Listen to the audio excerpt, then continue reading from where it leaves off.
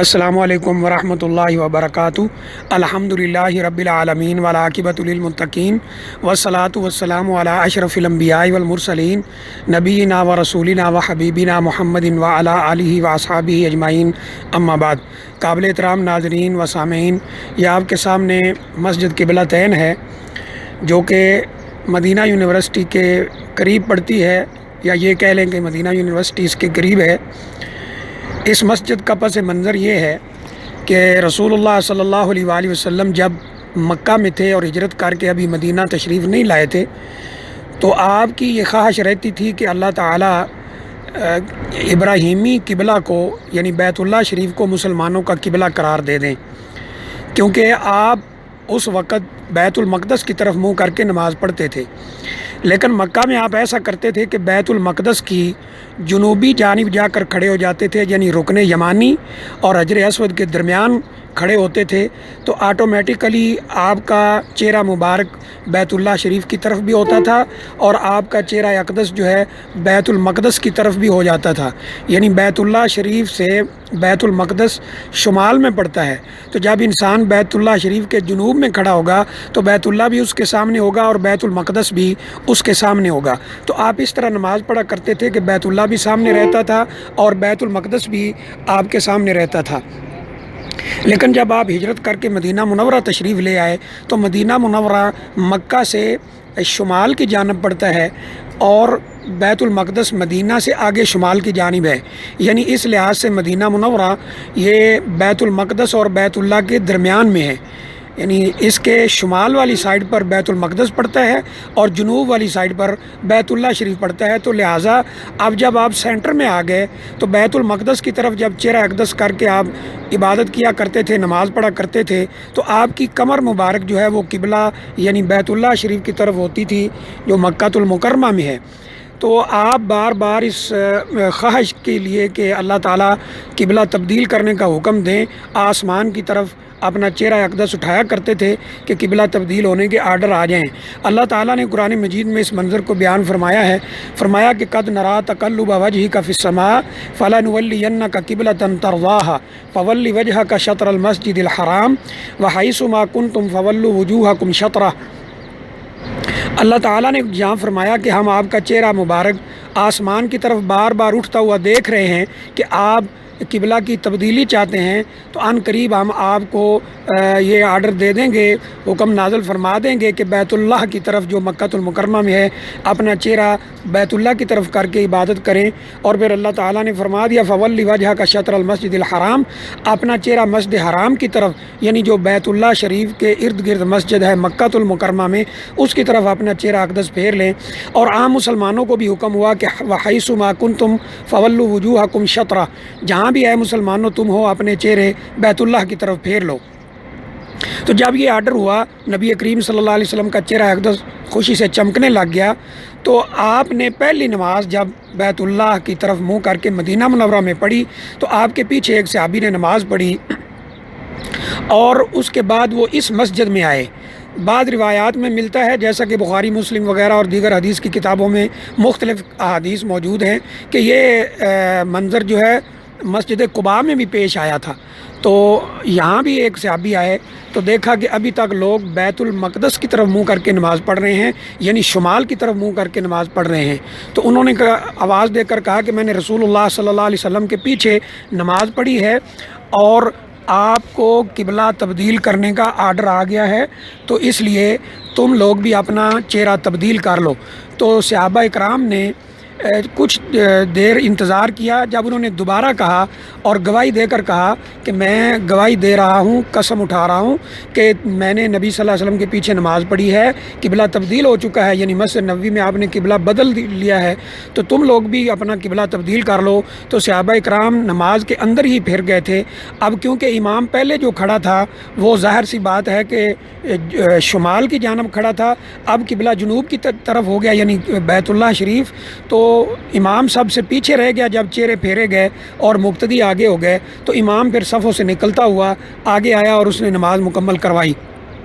تو کیونکہ ایک ہی نماز اس مسجد میں دو قبلوں کی طرف رخ کر کے پڑھی گئی تو لہذا اس کا نام قبلتین پڑ گیا اس مسجد کا، اور یہ مسجد آپ کے سامنے ہے۔ اس واقعہ سے ہمیں ایک بات یہ بھی محسوس ہوتی ہے کہ صحابہ اکرام فوراً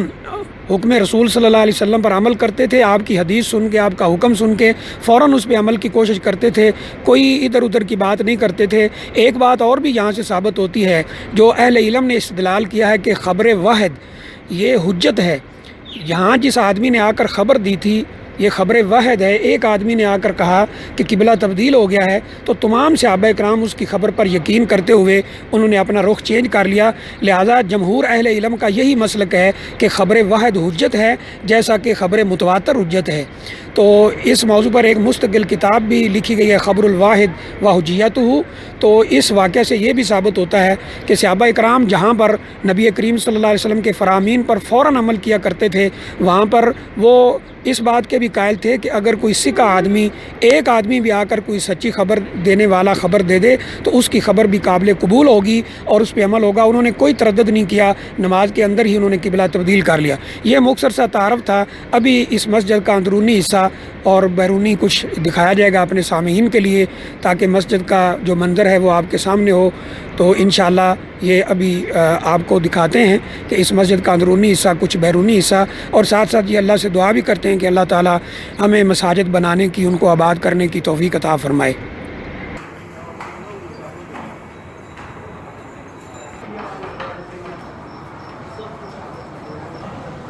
حتى ما سمعت.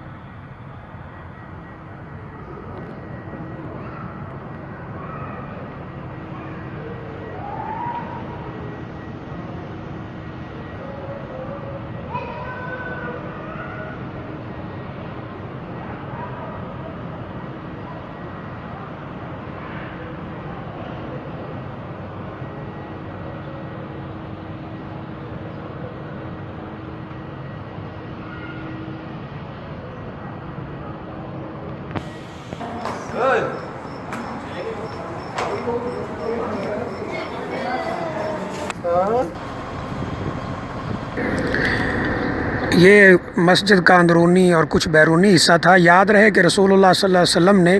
16 مہینے تک یہاں نماز جو پڑھی ہے وہ بیت المقدس کی طرف چہرہ مبارک کر کے پڑھی ہے، یعنی مدینہ منورہ میں جب آپ تشریف لائے، اور اس کے بعد قبلہ کی تبدیلی کے آرڈر آئے ہیں۔ آپ کی یہ بار بار خواہش تھی کہ اللہ تعالیٰ مسلمانوں کا قبلہ بیت المقدس کی بجائے بیت اللہ کو قرار دیں، اور جب یہ ایسا ہوا تو یہاں کے بعد منافق قسم کے لوگوں نے یہ بات مشہور کر دی کہ ان کی پہلی نمازوں کا کیا ہوگا، کیا ان کو پہلے پتہ نہیں تھا، اللہ کو پہلے پتہ نہیں تھا، وغیرہ وغیرہ اس طرح کی باتیں کی۔ تو اللہ تعالیٰ نے اس کا ذکر بھی دوسرے پارے کے شروع میں کیا ہے، سَيَقُولُ السُّفَهَاءُ مِنَ النَّاسِ مَا وَلَّاهُمْ عَنْ قِبْلَتِهِمُ الَّتِي كَانُوا عَلَيْهَا قُلْ لِلَّهِ الْمَشْرِقُ وَالْمَغْرِبُ، کہ یہ کہہ رہے ہیں کہ پہلے جس قبلے پہ تھے اب ان کو کس نے تبدیل کر دیا ہے، اب کیوں یہ بنا لیا ہے؟ تو انہیں کہیے بھی پہلے بھی اللہ کا حکم تھا، اب بھی اللہ کا حکم ہے۔ اللہ تعالیٰ کے لیے مشرق اور مغرب ہے، یعنی جدھر اس کا حکم تھا ادھر ہم نے منہ کر کے نماز پڑھی ہے، اور یہی اسلام ہے، یہی مسلمان کا کام ہے کہ وہ اللہ اور اللہ کے رسول کی بات سنتا ہے صلی اللہ علیہ وسلم تو اس پر عمل کی کوشش کرتا ہے، جیسا کہ اللہ نے قرآن مجید میں فرمایا، یا ایھا الذین آمنوا اطیعوا اللہ و اطیعوا الرسول ولا تبطلوا اعمالکم، اے ایمان والو اللہ اور اللہ کے رسول صلی اللہ علیہ وسلم کی اطاعت کرو اور اپنے اعمال کو برباد نہ کرو۔ تو اس لیے جو حکم تھا اللہ تعالیٰ کا اسی پر مسلمانوں نے عمل کیا، صحابہ کرام نے عمل کیا، رسول اللہ صلی اللہ علیہ وسلم نے عمل کیا۔ ہمارا بھی یہی فرض بنتا ہے کہ ہم جو ہی رسول اللہ صلی اللہ علیہ وسلم کا فرمان سنیں اس پر عمل کی کوشش کریں، اور یہ یاد رکھیں کہ جیسے نبی کریم صلی اللہ علیہ وسلم کی ذات گرامی دنیا میں سب سے اعلیٰ ہے، اسی طرح آپ کی بات بھی سب سے اعلیٰ ہے، آپ کی ذات بھی سب سے اعلیٰ ہے، آپ کی بات بھی سب سے اعلیٰ ہے۔ جیسے آپ کا آپ کی ذات کا مقام اور مرتبہ ہے، اسی طرح ہم آپ کی بات کا، آپ کی حدیث کا، آپ کی سنت کا مقام اور مرتبہ سمجھیں اور اس کے مقابلے میں کسی کی بات کو نہ لائیں۔ جب ہمارے سامنے واضح ہو جائے رسول اللہ صلی اللہ علیہ وسلم کا فرمان تو اس پر عمل کی کوشش کریں۔ یہی اسلام ہے، یہی ایمان ہے اور یہی دنیا اور آخرت میں کامیابی ہے۔ اللہ تعالیٰ سے دعا ہے اللہ ہمیں عمل کی توفیق عطا فرمائے۔ وآخر دعوانا الحمدللہ رب العالمین۔